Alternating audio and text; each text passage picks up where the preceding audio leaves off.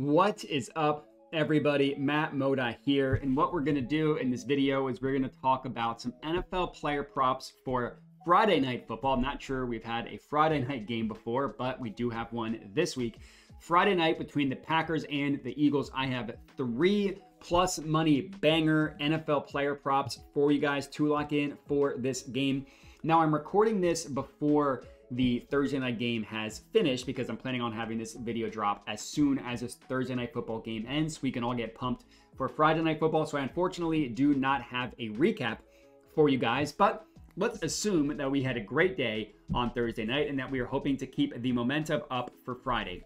I do have stats from last year for you guys. I kind of had a bunch of different categories for how I played the NFL. What you need to know for this video is that player props are by far what I do the best when I am locking in plays, and that was the case last year for the NFL. I ended the season up around 20 units, which isn't amazing, admittedly. It was like 10% ROI or so, which is not bad, of course. It wasn't the best season in the world. Hoping to have a better season this year. Hopefully it started Thursday night. Hopefully it continues with this video for Friday's game. If you are new to my channel, I would appreciate it if you could hit that subscribe button. And then for this specific video, comment, let me know your thoughts. If you like my bangers, let me know what bangers you have. And then I do also have a dub club. The last thing I'll mention is that dub club. It's $5 a month, gets you everything that I'm playing across all sports. So football now, basketball later, baseball kind of now, and then also next year. $5 a month gets everything I play sent directly to your phone, text, email, Telegram. If you're interested, check that out. The link is in the description. If not, no problem. Let's start talking about some bangers. Play number 1.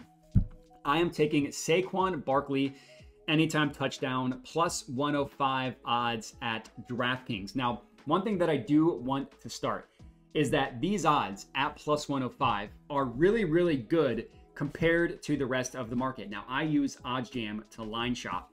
FanDuel prices this at minus 130. Caesars prices this at minus 110. We're getting it at DraftKings at plus 105. Really, really good play. Now, we're going to talk about Hertz later, I promise. This is not a play because I'm fading the tush push. I'm fading Jalen Hurts' rushing or anything like that. This is really just a play. Fading what happened to DeAndre Swift last year. It was remarkable how many times DeAndre Swift got tackled at the 1-yard line and how many times he got carries inside the 5 but could not score. The Eagles were, in terms of running back rush rate, I just saw this on Twitter via Ian Harvitz, I believe is how you pronounce his last name. Hopefully I'm not totally butchering that, but he tweeted out a stat. The Eagles were number 1 in running back rush attempts between the 2-yard line and the 5-yard line in the red zone. They were 30th in running back rush attempts at the 1-yard line because they would just run the tush push. It was amazing how many times, like I said, DeAndre Swift got tackled at the 1. And if you look at just the entire season, DeAndre Swift had the 11th most carries inside the 5-yard line last year. He had 14 total. He only had 4 touchdowns on those 14 carries. That's a terrible conversion rate when you get to that money zone. For context, you look at the 10 players above him, 9 of those 10 had 5 or more touchdowns. Only one of them did not. That was Tony Pollard, who also had a terrible year. 9 of those 10 above him had 5 or more touchdowns, had more than DeAndre Swift's 4. You look at players that had 13 or fewer carries inside the 5-yard line, 8 of them had more touchdowns than DeAndre Swift. Kareem Hunt had 12 carries inside the 5, had 6 touchdowns. It was amazing how many times he got tackled at the 1-yard line. And you figure if you play out that year and simulate it 100 times, he ends up with more than 4 touchdowns on those 14 carries. The Eagles had a good offensive line. Either it's a skill problem for DeAndre Swift, or it was just incredibly unlucky with how frequently he got tackled inside the 5-yard line. It's hard to believe that the same thing is going to happen to Saquon Barkley. Whether you think he's cooked or not, it's probably going to be better in the red zone than DeAndre Swift was last year. Now, the last point I'll make, part of this is just hearsay, me being a little bit of body language doctor or whatever you want to call it, not rooted in data. I think the Eagles are really, really going to want to come out in week 1 and prove that the money that they spent on Saquon Barkley was money well spent. We all saw the drama with Saquon and the Giants in that Hard Knocks offseason edition, and then the Eagles paid him real money. I think they're going to get him involved early and often, and I think they're really, really going to try to get him a touchdown. Whether that comes to fruition or not, who knows? What I do know is that the +105 is incredible value. Gladly put a unit on that bad boy. Next up, our second play of the game. I am also putting 1 unit on Jalen Herz, anytime touchdown, +130 odds at DraftKings. I know that I'm already putting a unit on Saquon. I'm very, very confident that one of them is going to score a touchdown. So if that's the case, if you agree that one of them is going to score, well, then it makes sense to put money on both of them because both are plus money. So I put 1 unit on each. If one of them scores, we will have made money. Granted, if it's just Saquon, we'd be up 0.05 units. That's still money if you ask me.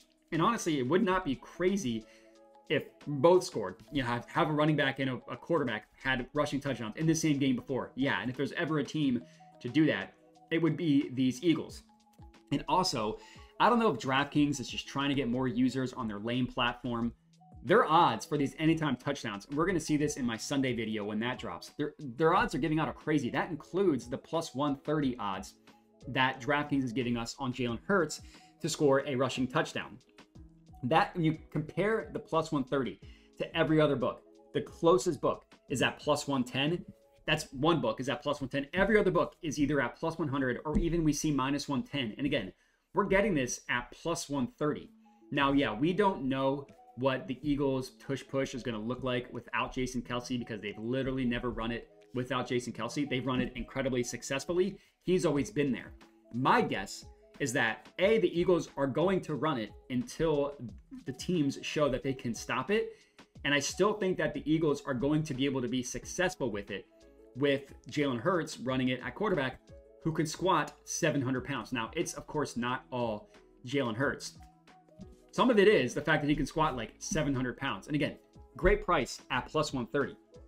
Keep in mind, this is a Jalen Hurts that scored at least 1 touchdown in 11 of 17 regular season games last year. If you go back to the last 2 years, at least 1 touchdown in 23 of 35 games that he's played in the last 2 seasons.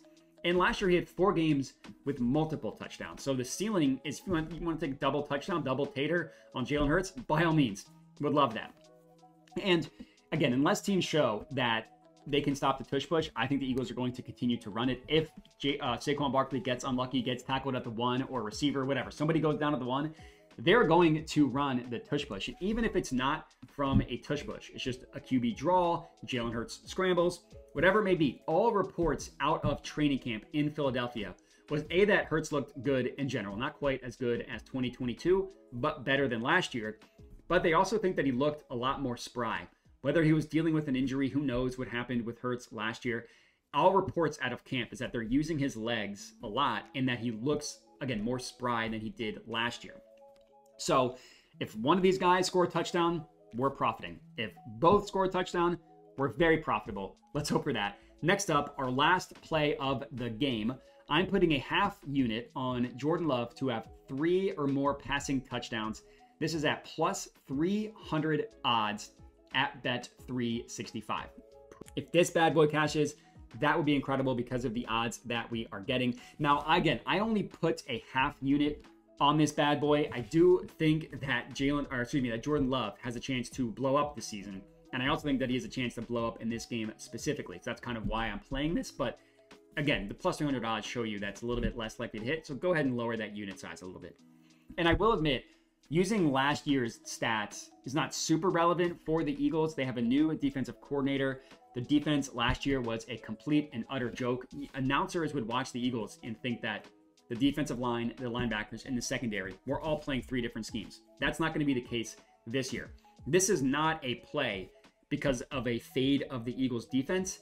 This is a play because of how high I am on Jordan Love and because of how pass happy the Packers are with Jordan Love, and even more specifically, how pass happy they are in the red zone.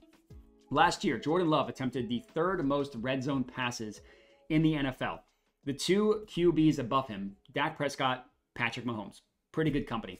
He also is tied with 2 other quarterbacks with the 2nd most red zone passing touchdowns in the NFL. He had 29 red zone passing touchdowns. Again, tied with 2 other quarterbacks with that 29. We get even closer to the end zone, even more efficient, more high value these passing attempts are, still looks pretty good for Jordan Love. Had the 4th most passing attempts inside the 10-yard line last year, with the 3rd most passing touchdowns inside the 10. He had 20 passing touchdowns inside the 10. I know it's a little bit confusing. Only one spot behind Dak Prescott, who had 21. And then if there's a touchdown outside the red zone, most likely that is coming from a pass from Jordan Love. So I think that Jordan Love has the possibility to blow up this year. I like his receivers. Jaden Reed could take a step forward. Dontavian Wicks could take a step forward. Romeo Doubs is reliable. Christian Watson, if he can stay healthy, is good. And then as for the Eagles secondary, they are much improved on paper. It would not be a total shock if they came out and struggled out of the gate, especially in week 1. Like 3 of the 5 positions are new starters. Now, one of them, Chauncey Gardner-Johnson Jr., was on the team 2 years ago, but not on the team last year, not as part of this defensive coordinator. That's new.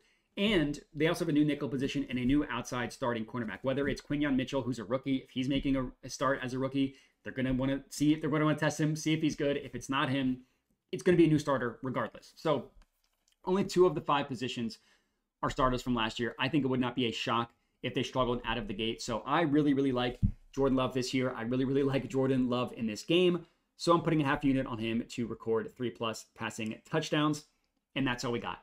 3 total bangers for you guys to lock in. We get any combination of 2 of these bad boys to cash, and we are sitting pretty. If we just get the Jordan Love play to cash, then at least that does a dent into our potential. If we did not win the other 2, wouldn't that be a terrible day? Let's hope we get all 3 to start the year after a great Thursday night game that definitely already happened. Hopefully we start the year with another good game on Friday. And that's all we got. Appreciate everybody for watching. Make sure to like the video, comment, subscribe, all that good stuff. Check out the Dub Club if you are interested, and have a good one.